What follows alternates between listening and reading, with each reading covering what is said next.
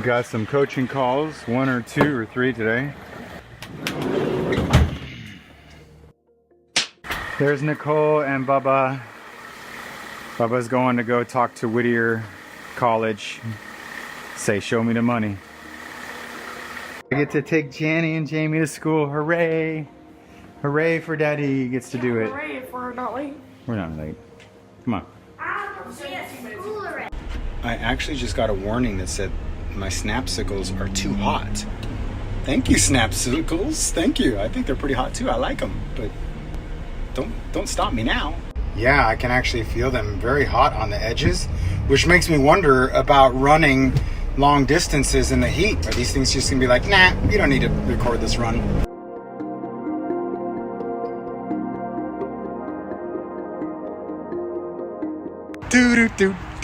I just finished the disclosures. Now I'm gonna go to the office since it's still drizzling. Ooh, am I hungry? I gotta get some snake juice in me, and I'm gonna be doing calls all day live on YouTube. Are they thinking about it, or are they baiting you? Are they thinking about it, or are they baiting you? Welcome back, ladies and gentlemen. I want to make this a quick one. You ever get these conversations with individuals who you have a transaction with? And during the course of the transaction, these are individuals that when you are presenting an offer or negotiating an offer, you talk and they don't say anything, and it kind of lingers in the air. You see, as a professional, I teach you guys that the person who speaks first loses. So I'm kind of conditioning you, and I'm kind of conditioned to know that when you present an offer or you're doing your listing presentation and you say, so here's my stuff, what do you think? And then you shut your mouth, not necessarily those words, but you say, here's my product, can we move forward? And then you shut your mouth. That usually is known as the first one who speaks loses, meaning that if they're like, well, and you go, well, let me show you more. Instead of just shutting your mouth, because there's a high probability that they're about to say yes or no, but more than likely yes. So I've got this individual right now in my life, actually 2 individuals, that when I talk and I say, well, here we got an offer for $600,000. I know you're at $630. So what do you think? And I sit there and it's like, normally, there's this natural tendency for them to respond. And when they don't say anything, I almost get this sense that they're baiting me for more information. Do you ever get that feeling like they want you to say something stupid? Or is it just me? In the comments below, tell me. But you get this sense that you have to say more, that you're uncomfortable with that uncomfortable silence. What you have to probably convince yourself of with individuals like this is that they're thinking. Let it sit. Start counting. Do a 5 count. And then ask, you there? Do a 10 count. So, Mr. Homeowner, the people came in at 630, or they came in at 600. We're at 630, but the market should be like, I don't know. What do you think? 2, 3, 4, 5. You there? Yeah.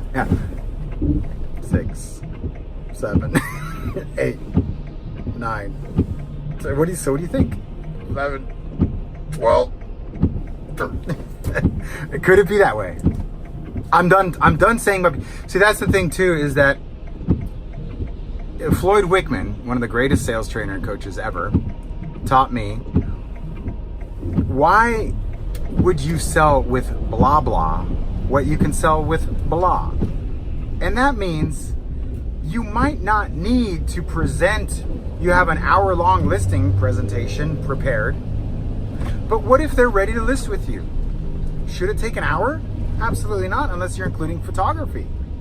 So there are different listing presentations and there are different offer presentations in our business that could be structured based on their motivation and their expectation, not your expectation.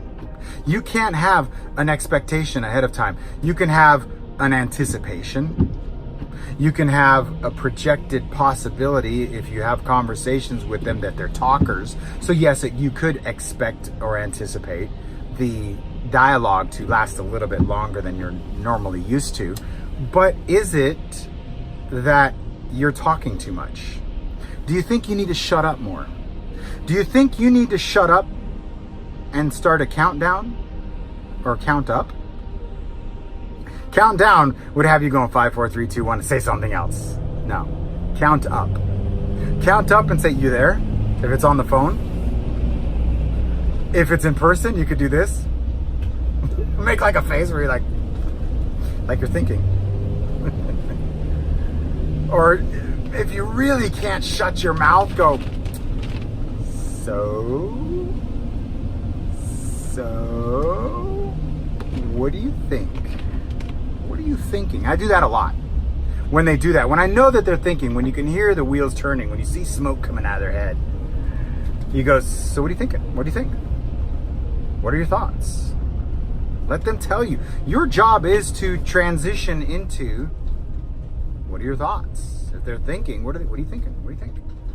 Don't be afraid to ask them what they're thinking. Jeez Louise, don't be afraid to ask them what they're thinking. But when it's on the phone, it's a little bit more awkward. What are you thinking works in person.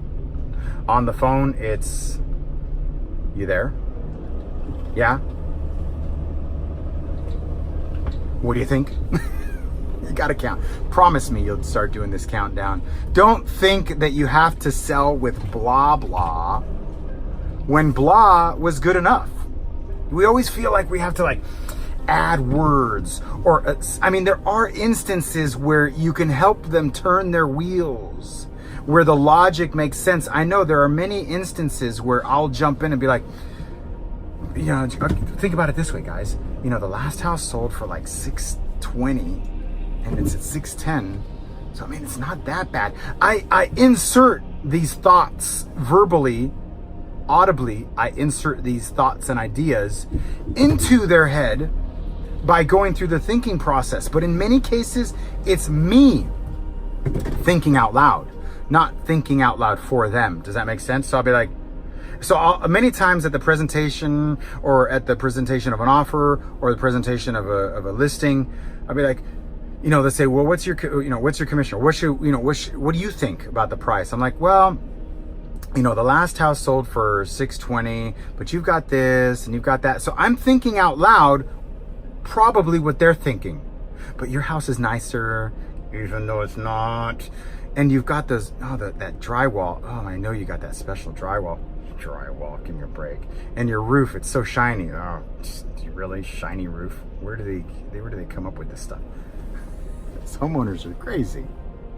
But they have love for their heart, right? So they're not crazy. They're just crazy in love with their house. And you've got to empathize. You've got to be in their shoes to say, yeah, you're right. You know what? This is a lowball offer. Man, can you believe them? What a bunch of jerks. But we can't not fight back. Let's throw it back in their court. Don't just leave it in our court. Because you get sellers sometimes like, 600, tell them to go to hell. I'm like, well, what exactly does that mean in dollar value? The 630, they offer 600, tell them to go to hell. So is that like 625, 630? No, forget about it. You don't want to leave it in our court. Sure, these people, they always try. These buyers, man, I can't believe it. They're crazy. But you don't leave it in our court, guys. I'm just as upset. It's an insult, man. Here I am working. Man, that open house was long. Can you believe that? But guys, I cannot recommend strong enough that you don't land in our court and not show anything. Maybe they're just testing. You have people who do that. They try one thing, but they were willing to do another. So let's just hit them back. You want to hit them back full price? I don't care. Full price. You sure you want to do that though? I know you're mad, but don't you want to do a little? Yeah, fine. 620. Okay, 620. But not a dime less. Oh man, not a penny less. I'll tell them that. I'll let them know. I'll call her myself and say, not a penny less. Son of a bitch.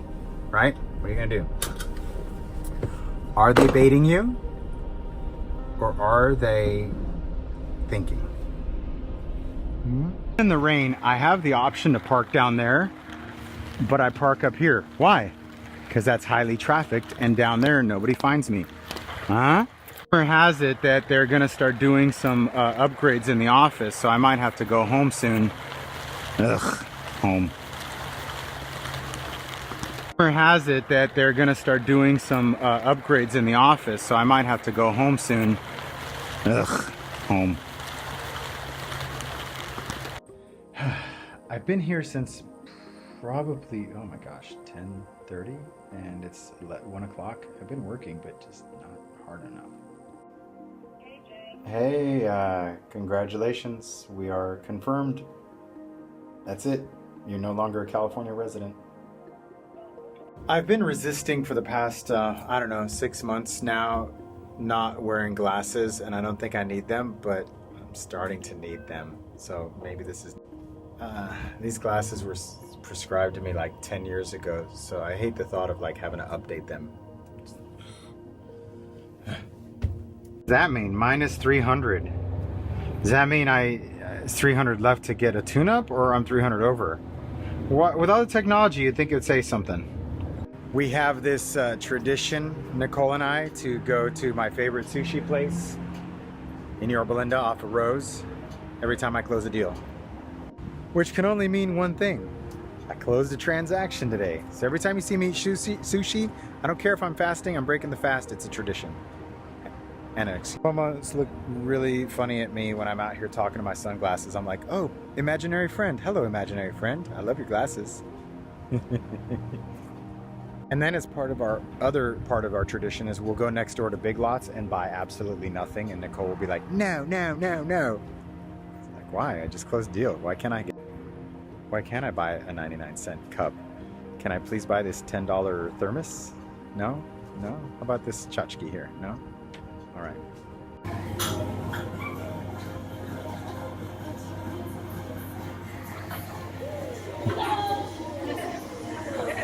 Channy pan. I am properly stuffed.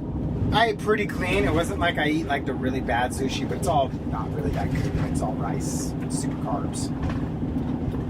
But not to bash talk that sushi place, but we're done. They changed their menu where like most of the things we eat, they're on dinner only. Not sure what happened with my Snapchat glasses, but it said it needed to restart. Don't you dare do that again, Snapsicles. I'm trying to tell a story here. What was my story? What was I trying to say? Oh, yeah. The belly is a different belly, so I'm feeling a little bit okay. Going straight to a 72-hour fast from this point. Oh, that's what happens is I tapped it too soon after I hit it. Not that any of you guys care, because probably nobody here has Snapsicles. Do any of you guys have these glasses besides my daughter?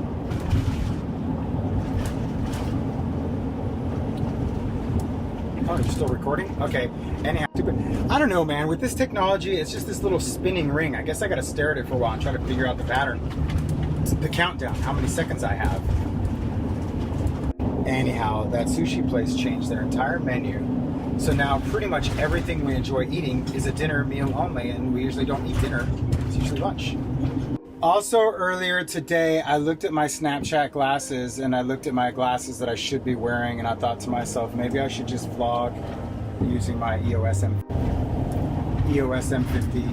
mirrorless camera, which I spent good money for. And it's about $1,000 camera, and here I am using a pair of sunglasses. It's more convenient though. But that would really, really, really force me to edit all of my video at the end of the day and put it up to Snapchat and Instagram. It's a lot of work. But TBH, that means to be honest. At the end of each day, I actually take all of my content down from Snapchat, put it up to Instagram, and then I take it from Instagram or the raw data and send it. I send that same content over to Instagram stories as one.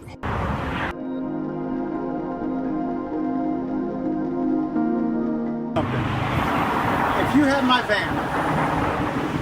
my van, would you ever not do carpool even if you're alone, assuming people are going to think you're not alone?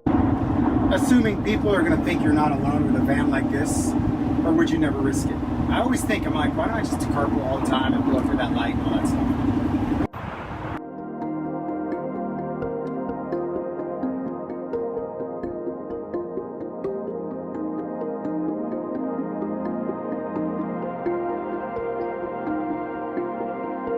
At the end of the day, diet, 2 thumbs down. No, half a thumb. I still was just like intermittent fasted, but not the best outcome, right? Real estate, I give it 2 thumbs up. Pretty productive. Exercise, health, and fitness, 2 thumbs down. No yoga. The best I did for myself was take a shower and brush my teeth. That's all. Nothing, right? Family life. I had lunch with January. I'm going to go downstairs and hang out with Jamie and January and play with the dog. And maybe play the guitar a little bit. It's almost like I've got a checklist of things. So maybe there's one more thing, and that's social media. Did I post? I posted on Instagram. I posted on Snapchat. I still have 1 vlog to produce and a video to produce. Wait a second. I closed an escrow today. Definitely 2 thumbs up. I won't hold my glasses here, but definitely 2 thumbs up. 10 thumbs up. So just now, I found Luke under the table chewing on Bubba's AirPods. And fortunately, I get to Bubba and I'm like, hey, Bubba, we found your AirPods. He's like, no, someone took them. I go, no, Luke found your AirPods. That's it. It's just, you're dumb. Dad, Yeah. what's on your hand? What's on my hand? The secret to real estate success in 2019. Can you see that? I do. Okay. That's the secret to success. All right, tonight we are using our crayons that we invented last night. I think this one is like the most artistic. Yeah, so we're using all our crayons and we're rotating we're using all the crayons that we made last night where we melted them down. That's mine. And today we're taking all the crayons and we're rotating photos. That was mine. It was Jamie's. My dad made it better. And then that was January's. My dad made it better. And this was mine. I made the sun. I think this one turned out the best stuff. The bird. Rules and what are we doing? Only use the 2 colors that you have. No sharing. No sharing. Make either a sports ball and a diamond. Mm-hmm. Any kind of diamond. A sports ball and any kind of diamond. Any kind of sports ball and any kind of diamond. Okay, got it. How do you spell diamond? Diamond is spelled. Hey Alexa, what is a baseball diamond? Baseball diamond is usually defined as the area of a baseball field that is enclosed by 3 bases and home plate. You said draw a diamond. And you drew a baseball too. Yep. You said a ball and a diamond. Boom shakalaka. Dad's always thinking harder than you guys. Alexa,